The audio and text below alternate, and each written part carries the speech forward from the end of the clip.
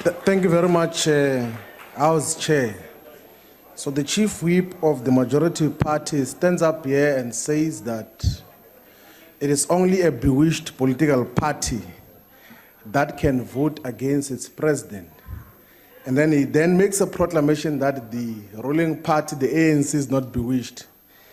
I think that the ANC is bewitched because it's only a bewitched political party that outsources its executive functions to a Gupta family, a corrupt family that runs the show here in South Africa. It is beyond any reasonable doubt that all power has been outsourced to a family. They're in charge of parastatals, they're in charge of appointment of key ministries.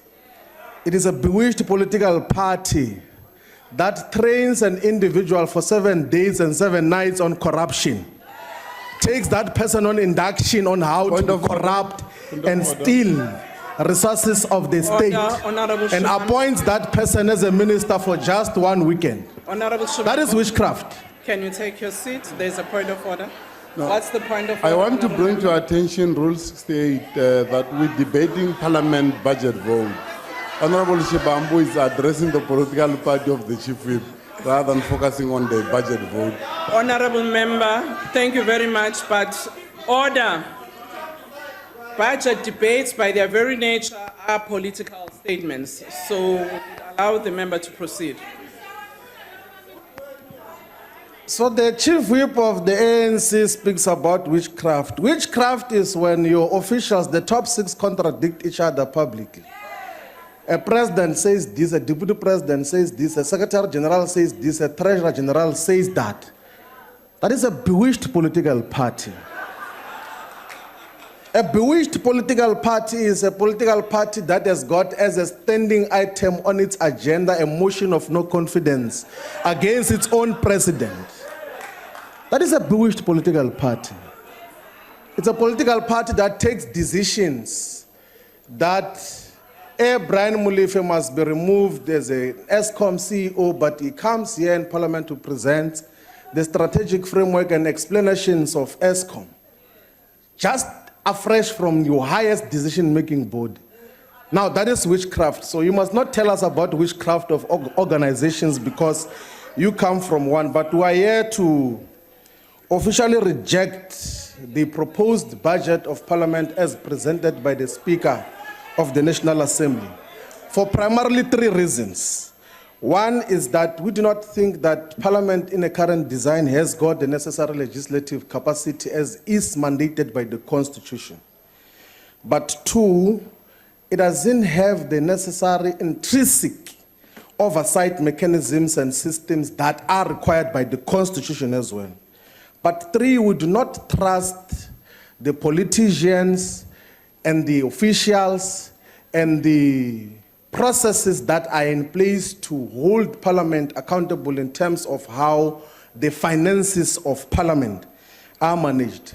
And before we go deeper into that, as the EFF, we stand to condemn all forms of gender violence, of gender-based violence that are ongoing in South Africa.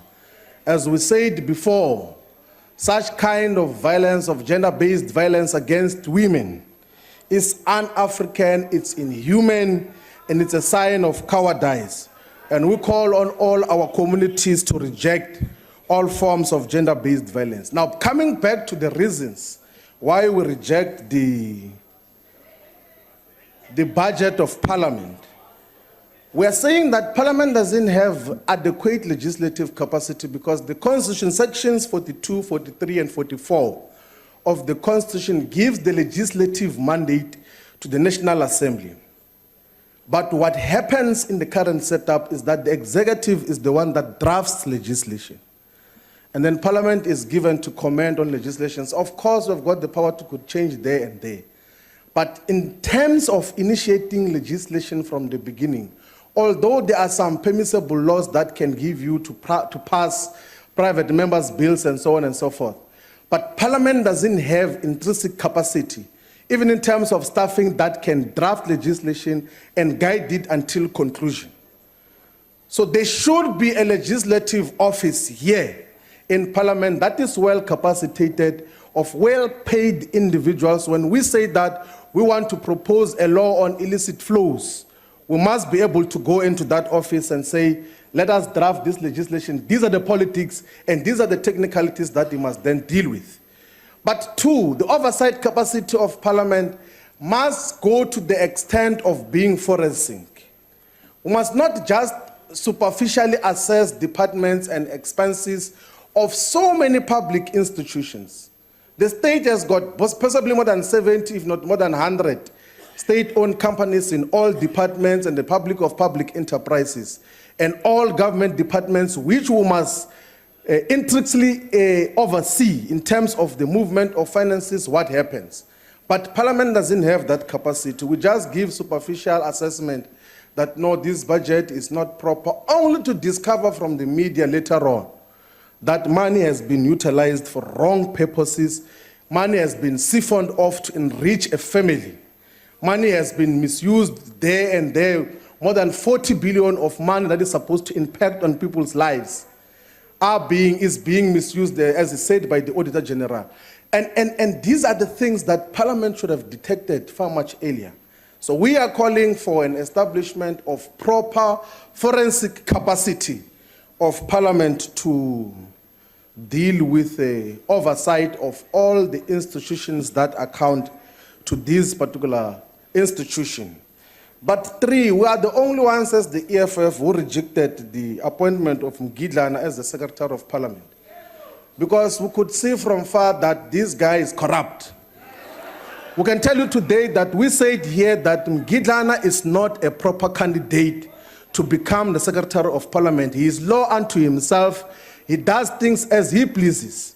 And why is because the institutions, the non-partisan institutions that are supposed to oversee the monies of Parliament are not properly sitting on a constant basis. The Parliamentary Oversight Authority and other institutions, even the manner in which it is designed is problematic, because it says that if we disagree in the POA, the Speaker can have a decision, a final decision on everything else that we disagree upon there. So the Speaker is law unto herself in terms of the oversight and the proper financial management system. That is why Mgidlana, who is protected by the Speaker, behaves in the manner in which he's doing.